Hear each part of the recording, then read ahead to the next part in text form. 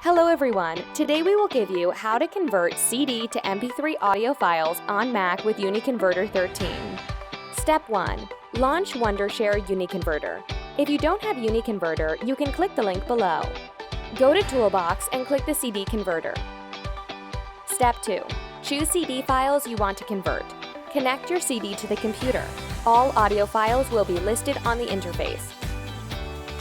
Step 3. Convert CD to MP3. You can choose the output as WAV, MP3, or M4A.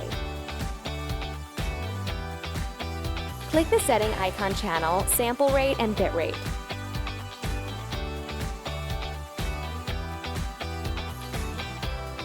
Choose the file output folder and click on the RIP CD button to start converting CD to audio files. Thank you for watching our tutorial videos.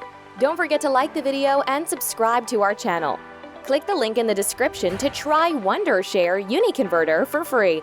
See you in the next video.